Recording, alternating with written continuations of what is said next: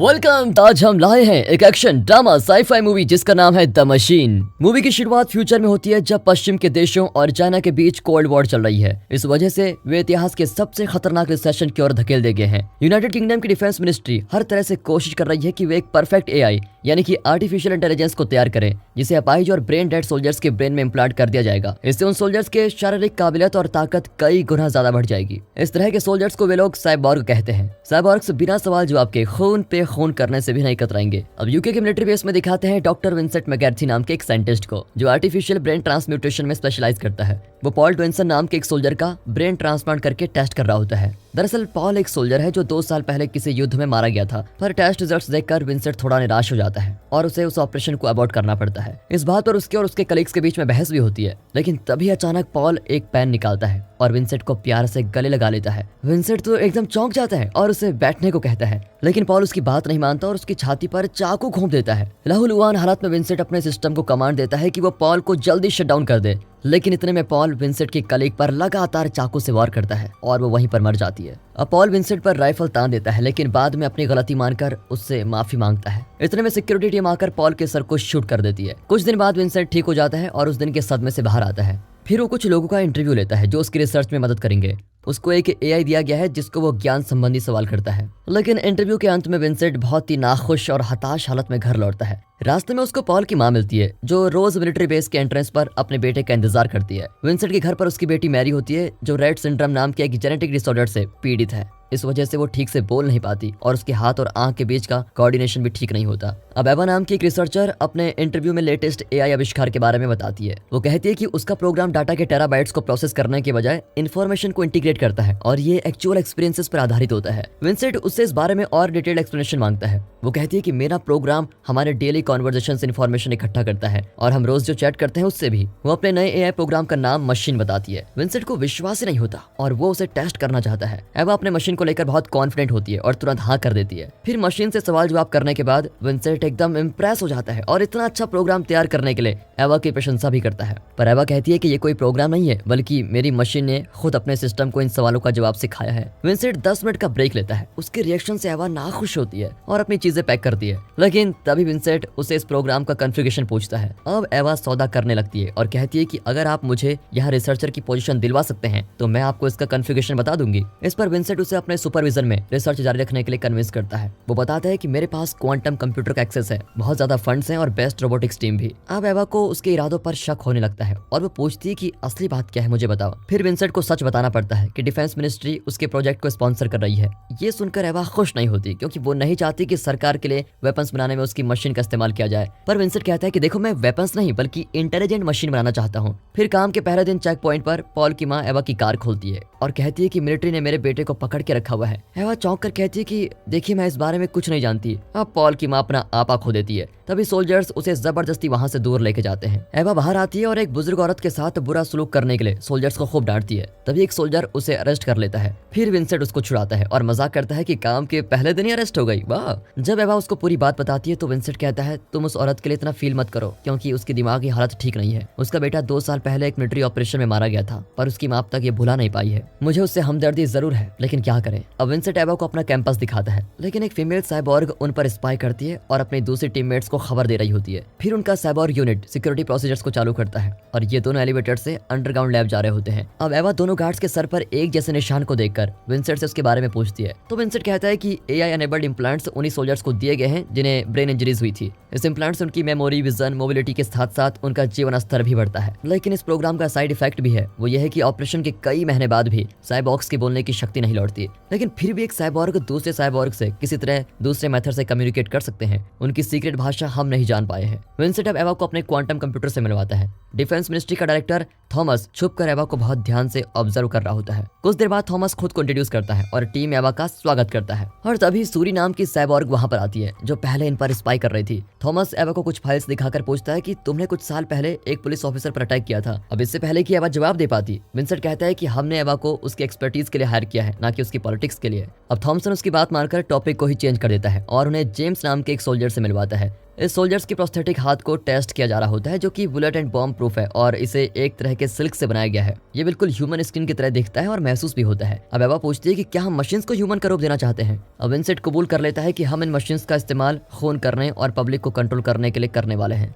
लोग मशीन से डर जाएंगे, इसलिए हम उन्हें ह्यूमंस की तरह बना रहे हैं ताकि लोग उनकी बात माने। ये देखकर तो एवा एकदम दंग रह जाती है और तभी जेम्स अपने नए प्रोस्थेटिक आर्म्स की अपार शक्ति का प्रदर्शन करता है। वो एवा को टच करके फील करना चाहता है कि ह्यूमन स्किन कैसे होती है, लेकिन विंसेंट तुरंत मना कर देता है क्योंकि उसके हाथ के कार्बन फाइबर मसल्स एवा के हाथ को तोड़ सकते हैं। पर एवा जेम्स की ख्वाहिश पूरी करना चाहती है और उसे अपना हाथ दे देती है। जेम्स बहुत धीरे से उसका हाथ लेता है, लेकिन अचानक उसे विंसेंट और थॉमसन से दूर करके धीमी आवाज में एवा से मदद मांगता है और एरिया 6 का जिक्र करता है। अगले दिन विंसेंट अपने क्वांटम कंप्यूटर पर एवा के ब्रेन को मैप करता है और उसके ब्रेन का डाटा निकलवाने के लिए उससे कुछ सवाल पूछता है। फिर जब एवा की पर्सनल लाइफ के बारे में वो सवाल पूछता है तो वो अपने पापा के बारे में कुछ बातें शेयर कर देती है। उसकी बातें सुनकर विंसेंट कहता है, तुम्हारी तरह मेरी बेटी को भी कंप्यूटर से लगाव है। और तब एरिया 6 के बारे में वो पूछती है। वो कहता है कि एरिया 6 में उन सोल्जर्स की ट्रीटमेंट चल रही है जिन्हें ब्रेन इंजरी हुई थी। पर एवा को लगता है कि एरिया 6 एक तरह का जेल है, लेकिन विंसेंट इससे ज्यादा उसे कुछ नहीं बताना चाहता और जल्दी वहां से चला जाता है। अगले दिन लैब में जाने से पहले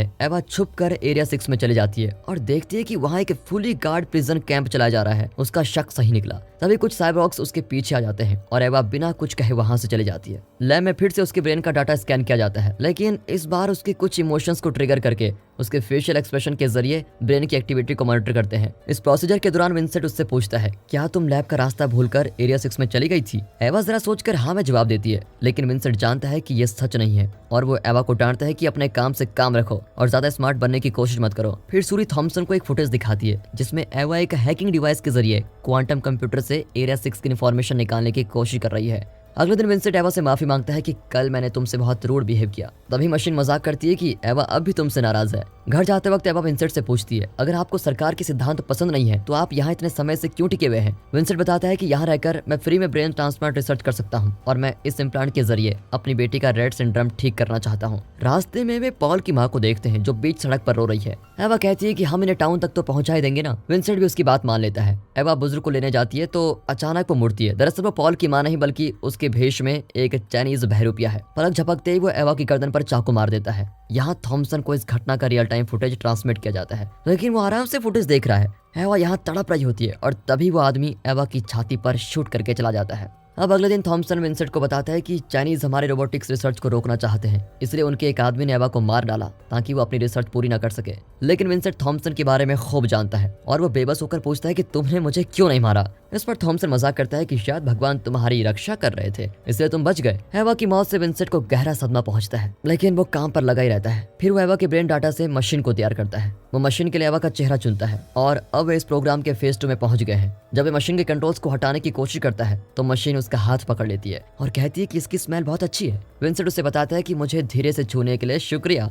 मशीन कहती है कि अगर मैं धीरे से ना छूती तो क्या तुम्हारा हाथ टूट जाता? विंसेंट हमेशा की तरह उसे टेस्ट करने के लिए ज्ञान संबंधी सवाल पूछता है। फिर वो पूछता है कि तुम्हारी सबसे पहली मेमोरी क्या थी? मशीन बताती है कि मेरी पहली मेमोरी मेरी माँ का चेहरा है। अब विंसेंट उत्सुक होकर पूछता है कि तुम्हारी माँ कैसे दिखती थी? तो मशीन खुद को मॉनिटर में देखकर कहती है कि बिल्कुल ऐसे दिखती थी मेरी माँ। अब उसके जवाबों से सभी खुश होते हैं और फेज 2 की ओर बढ़ते हैं, जिसमें वे मशीन के इमोशन को टेस्ट करेंगे। पहले टेस्ट में वे उसके आगे एक मकड़ी को रखते हैं। ऐसा करके वे मशीन को गुस्सा दिलाना चाहते हैं, लेकिन गुस्सा होने की बजाय मशीन डरने लगती है। टेस्ट के बाद मशीन विंसेंट को बार बार थैंक कहती है क्योंकि उसने स्पाइडर को हटाने का ऑर्डर दिया था। उसका एक रिएक्शन देखकर विंसेंट को यकीन हो जाता है कि मशीन ह्यूमन की तरह ही चल रही है। अब सेकंड टेस्ट में एक साइंटिस्ट पीछे की ओर चिल्लाकर मशीन की ओर आ रहा होता है। उसको देखकर मशीन कंफ्यूज हो जाती है। तभी अचानक साइंटिस्ट उसकी ओर मुड़ता है और उसने एक ड्रामना क्लोन मास्क पहना होता है। अब मशीन चौंक कर उसके सर पर अपनी उंगली घुसा देती है और वो तुरंत मर जाता है। फिर विंसेंट मशीन को डांटता है कि तुमने एक आदमी को मार डाला, लेकिन वो अपनी तरफ से आर्ग्यू करती है कि देखिए मैंने जानबूझकर नहीं मारा, मुझे नहीं पता था कि इंसान और क्लोन्स एक ही होते हैं। फिर वो माफी मांगती है और खुद को कसूरवार मानकर अपना सिस्टम शट डाउन कर देती है। इसके बाद विंसेंट एरिया 6 में जाता है जहां जेम्स बताता है कि इम्प्लांट के बाद उसकी बोलने की शक्ति नष्ट हो गई है। तब विंसेंट एवा की मौत के बारे में उसको बताता है। वहां साइबोर्ग को पहरा देते देखकर विंसेंट चला जाता है। कुछ सेकंड्स बाद सूरी आती है और रोबोटिक लैंग्वेज में जेम्स से कुछ कहती है। लैब में विंसेंट मशीन को ठीक करने की कोशिश करता है, लेकिन बात नहीं बनती। विंसेंट के जाने के बाद सूरी लैब में आकर मशीन को नजदीक से देख रही होती है। तभी अचानक मशीन उसका हाथ पकड़कर रोबोटिक लैंग्वेज में जोर से कुछ कहती है। या तो वो सूरी को डांट रही है या फिर उसे कोई इंपॉर्टेंट इन्फॉर्मेशन दे रही है। अगले दिन मशीन को अपने पैरों पर खड़ा देखकर विंसेंट हैरान रह जाता है। तभी विंसेंट को मैरी के डॉक्टर का कॉल आता है और वो बताती है कि मैरी की हालत बहुत खराब है। उसकी आवाज को सुनकर मशीन पूछती है कि तुम इतने उदास क्यों हो। वो कहता है कि मुझे अपनी बेटी के पास जाना है। मशीन बेबस होकर उसका हाथ कसकर पकड़ लेती है और विनती करती है कि मुझे छोड़कर मत जाना। अब विंसेंट टेंशन में कुछ कहता है और मशीन उसका हाथ छोड़ देती है। विंसेंट उसको धिक्कारता है कि अपने स्वार्थ के लिए तुम दूसरों पर अपना बल प्रयोग कर रही हो। यहाँ हॉस्पिटल में मैरी का डॉक्टर बताता है कि मैरी बहुत सीरियस कंडीशन में है। अब इतनी बुरी खबर को सुनकर विंसेंट अपनी बेटी को देखने जाता है और तुरंत उसके फेशियल और ब्रेन स्कैन्स डाउनलोड कर लेता है। यहाँ थॉमसन बिना विंसेंट की परमिशन के मशीन से मिलता है और उसके सिस्टम में एक सीक्रेट फाइल डाउनलोड करने की मांग करता है। मशीन तुरंत मान जाती है। उस फाइल के डाउनलोड होते ही मशीन कई भाषाएं बोल पाती है और उसमें कॉम्बैट स्किल भी आ जाती है। थॉमसन उसको एक कमरे में लेके जाता है और बताता है कि यही तुम्हारी माँ का खूनी है। इस तरह वो मशीन की नैतिकता के विरुद्ध उसका ब्रेन वॉश करता है। अगले दिन विंसेंट मशीन की अजीब हरकतें देखकर हैरान रह जाता है कि इसके साथ ऐसा किसने किया। मशीन अब बहुत असुरक्षित फील करती है और विंसेंट से विनती करती है कि मेरी रक्षा कीजिए। विंसेंट की कुछ भी समझ नहीं आता कि इसको हुआ क्या है, फिर भी वो उसको दिलासा देता है। फिर वो थॉमसन से पूछता है कि क्या तुमने मशीन में कुछ किया। वो एक साइबरनेटिक सोल्जर से कई ज्यादा इंटेलिजेंट है, उसमें ह्यूमंस जैसे इमोशन है। पर थॉमसन आर्ग्यू करता है कि उसे बनाने का मकसद तो यही था कि वो एक साइबरनेटिक सोल्जर की तरह काम करे और वो कर रही है। उससे ज्यादा और कुछ एक्सपेक्ट मत करो तुम मुझसे, और इस प्रोजेक्ट में अपनी दखलंदाजी भी बंद कर दो तुम।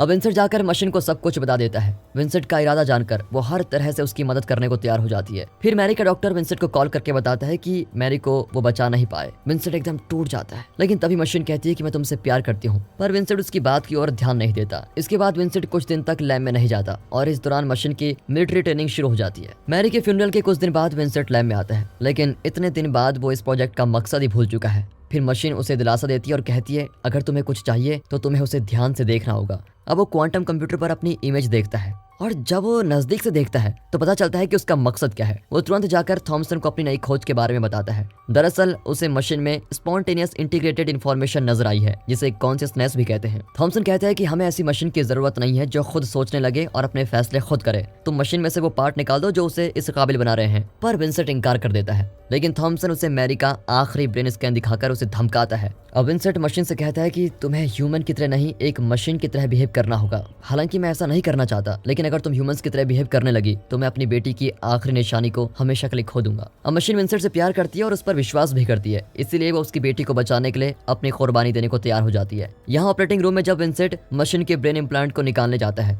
तो वो अचानक कहती है मैं मरना नहीं चाहती। विंसेंट उसे दिलासा देते हुए अचानक उसकी चिप निकाल देता है और वो एकदम बेजान पड़ जाती है। फिर विंसेंट थॉमस को ऑपरेशन के बारे में बताता है तो थॉमसन कहता है कि इस प्रोग्राम की सिक्योरिटी के लिए मुझे तुम्हारी बेटी के ब्रेन स्कैन्स मिटाने पड़े। अब इससे विंसेंट आग बबूला हो जाता है, लेकिन इससे पहले कि वो थॉमसन को कुछ करे, कुछ गार्ड्स विंसेंट को पकड़कर बेहोश कर देते हैं। अब कई दिन बाद मशीन एक अच्छी कातिल बन चुकी है। अब थॉमसन उसको फाइनल टेस्ट करने के लिए तैयार करता है। सूरी और बाकी साइबॉर्ग सोल्जर्स भी फाइनल टेस्ट की तैयारी करते हैं। फाइनल टेस्ट के दिन एक साइबॉर्ग सोल्जर विंसेंट को एक कमरे में लेके जाता है। फिर साइबॉर्ग उस पर एक राइफल तान देता है। जैसे ही थॉमसन उसको शूट करने का ऑर्डर देता है वो बिना झिझक के तुरंत ट्रिगर दबा देती है, लेकिन राइफल खाली होता है, इसलिए विंसेंट बच जाता है। दरअसल थॉमसन विंसेंट को मारना नहीं चाहता था, बल्कि टेस्ट करना चाहता था कि साइबॉर्ग थॉमसन का ऑर्डर मानती है या नहीं। इसी बीच जिस साइंटिस्ट ने मशीन के ऑपरेशन में विंसेंट की मदद की थी उसे पता चल जाता है कि विंसेंट ने उसके ब्रेन से जो चिप निकाली थी वो मशीन का कॉन्शियसनेस नहीं बल्कि मशीन के जीपीएस का स्पेयर बैटरी था। ये जानकर थॉमसन तुरंत पूरी फैसिलिटी को लॉक कर देता है। सिक्योरिटी टीम हाई अलर्ट हो जाती है, लेकिन साइबॉर्ग सोल्जर्स मशीन की मदद करते हैं